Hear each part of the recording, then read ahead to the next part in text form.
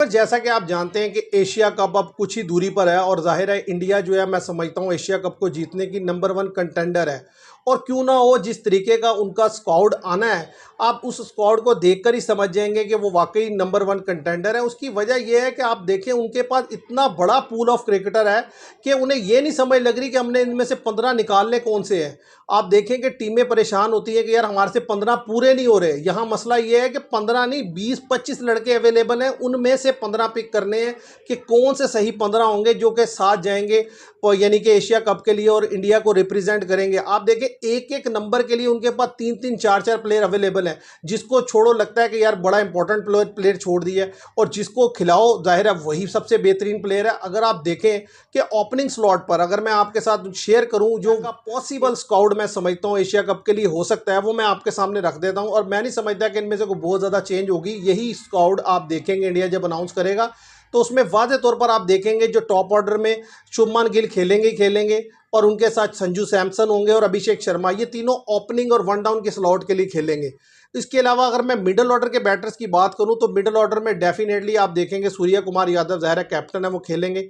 तिलक वर्मा की 49 की T20 में एवरेज है और 155 का स्ट्राइक रेट है। 250 और 200 वो बना चुके हैं, तो डेफिनेटली वो मिडिल ऑर्डर में खेलेंगे। और श्रेयस अय्यर जिस टॉप क्वालिटी फॉर्म में रहे पूरे IPL में और जितनी शानदार वो बैटिंग कर रहे हैं, मैं नहीं समझता उनको नज़रअंदाज किया जा सकता है। तो श्रेयस अय्यर, सूर्य कुमार यादव, तिलक वर्मा मिडिल ऑर्डर के लिए ये 3 पक्के हैं। तो 3 ऊपर पहले मैंने प्लेयर बताए, 3 ये 6 तो ये पक्के हो गए। अगर ऑलराउंडर्स की बात की जाए तो हार्दिक पांड्या डेफिनेटली फिट हैं, उनसे बेहतर इस वक्त मैं समझता हूँ वर्ल्ड में कोई ऑलराउंडर नहीं है जिस क्लास के वो ऑलराउंडर हैं। और इसी तरीके से वाशिंगटन सुंदर और अक्षर पटेल, तो ये 3 ऑलराउंडर्स भी कंफर्म है। सिर्फ अनफिट होने की सूरत में ये बाहर हो सकते हैं, अदरवाइज ये तीनों ही टीम का हिस्सा होंगे, यानी कि स्क्वाड का हिस्सा होंगे। अब इसके बाद अगर बात की जाए स्पिन बॉलिंग, तो जैसे कि आपको पता है कि चैंपियन ट्रॉफी में इंडिया ने सबसे ज़्यादा तंग किया अपनी स्पिन अटैक से, तो इंडिया यहाँ पर भी पूरा स्पिन अटैक लेकर जाएगा। और 2 स्पिनर और, एक कुलदीप यादव और एक वरुण चक्रवर्ती, वो भी लाजमी इस स्क्वाड का हिस्सा। बॉलिंग की इंडिया की बात कीजिए व्यूवर्स, तो सिराज और अर्शदीप सिंह, ये 2 ही फास्ट बॉलर ज़्यादा चांस है इंडिया लेकर जाएगा। तीसरा कोई फास्ट बॉलर नहीं जाएगा क्योंकि बुमराह जो है वो अनफिट है, तो वो मुझे नहीं लगता कि वो जो है ये T20 खेलेंगे एशिया कप। इसी तरीके से ऋषभ पंत इतने बेहतरीन प्लेयर हैं, वो भी अनफिट होने की वजह से मैं समझता हूँ नहीं खेलेंगे।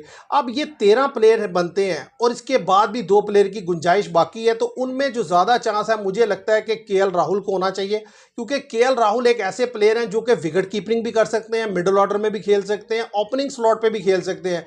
तो इतना ज़बरदस्त प्रोडक्टिव प्लेयर अगर आपके पास अवेलेबल हो तो उसको स्क्वाड का हिस्सा लाजमी होना चाहिए। और सबसे बड़ी बात ये कि जिस चीज़ पर उनकी क्वेश्चन किया जाता था कि उनका स्ट्राइक रेट इतना अच्छा नहीं है, लेकिन IPL में जो इस साल उन्होंने खेला है उसमें 150 प्लस का उनका स्ट्राइक रेट रहा, 550 के राउंड उन्होंने रन्स बनाए।